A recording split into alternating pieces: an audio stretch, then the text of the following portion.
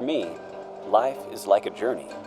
I was born once, live once, and I choose the best to enjoy this journey. You don't own me.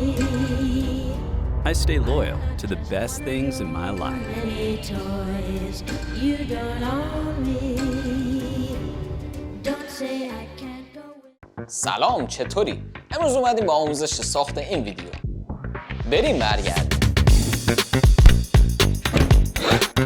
این ویدیو متعلق به یک شرکت تبلیغاتی سوئیسی بود که به من واگذار کرده بود. حالا چطوری اصلا اینو منو پیدا کردن؟ از طریق یوتیوب. هیچ وقت فکر نمی‌کردم یوتیوب بتونه چنین کارایی هم بکنه. درخواست کارفرما این بود که برای مشتریان وفادار مرسدس یک سناریو و یک ویدیو تهیه بشه. خب با توجه به اینکه ما ایران هستیم، مجبور بودم همه کارو وی اف ایکس ببندم. و ایده سناریو هم رفته بودم آب معدنی بگیرم. وقتی به شیشه آب معدنی نگاه کردم، یهو سناریو به ذهنم اومد. چه ربطی داره؟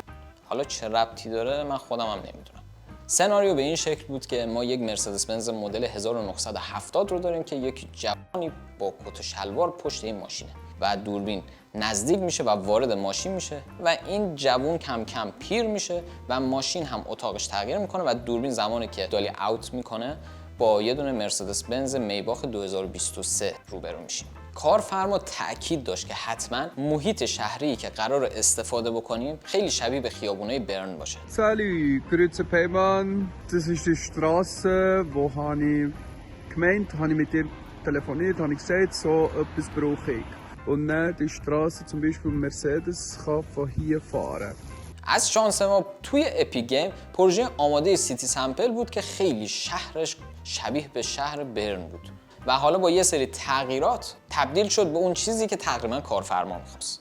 اجرای تصویربرداریش رو تو فضای آوتدور گرفتیم در واقع، ولی به خاطر اینکه بارندگی بود دیگه بک استیج نتونستیم بگیریم و شبیه سازی بک استیجش رو توی فضای ایندور زدیم. نکاتی که وجود داشتش این بود که ما سقف ماشین رو با یه رفلکتور مشکی و اتاق ماشین هم با یه سری اجزا اومدیم شبیه سازی کردیم که سایه ها روی سوژمون درست شکل بگیره. در کنار اون نقطه اتصالای ما باید واقعی می بود. فرمون مرسدس سال 1975 رو رفتیم از توی قبرستون ماشینا و یه دونه فرمون 10 تن رو برداشتیم آوردیم، یه دستی هم به سر روش کشیدیم و شات اولمون رو زدیم و توی شات دوممون که فرمون مرسدس میباخ بود خجالت میکشم بگم فرمون تیبا رو باز کردیم و نقطه اتصال دوممون رو آی رفیق از من جدا شد.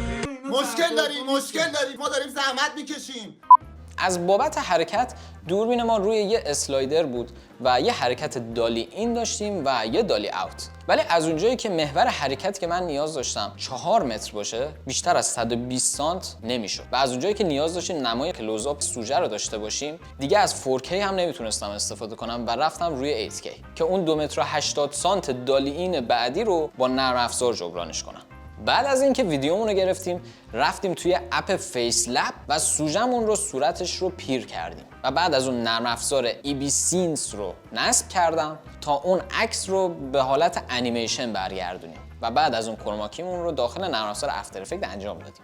2 تا آبجکت مرسدسمون رو بردیم داخل بلندر تا چرخاش رو بهشون مفصل بدیم و بعد از اون یه خروجی گرفتیم آوردیم داخل آنریل انجین و همزمان میتونستیم اتاق ماشین رو به حرکت و چرخا رو به چرخش در بیاریم و سوژم هم داخل ماشین قرار دادم و با ماشین لینک کردم تا همزمان با همدیگه حرکت بکنن. در پایان هم رفتیم سراغ ادیتش. نیاز داشتیم که توی مرحله اول یه سری دمیج ها و افکت ها روی تصویر اضافه بکنیم تا ویدیو حال و هوای سال 1975 بگیره. در کنار اون نیاز به یک نریشن هم داشتیم که کاملا با داستان ما جور در بیاد. این بخش رو به خود کارفرما سپردم تا نریتوری که توی سوئیس محبوبه با صدای همون نریشن ما رو برامون رکورد کنه و معنی و مفهوم این نریتور اینطور بود: زندگی برای من معنی یک سفر رو میده.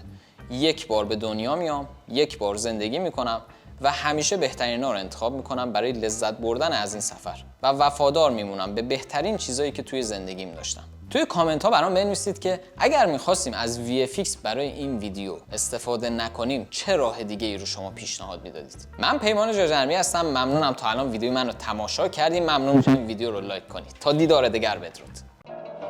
For me, life is like a journey. I was born once, live once, and I choose the best to enjoy this journey. You don't own me. I stay loyal to the best things in my life. Many toys, you don't own me. Don't say I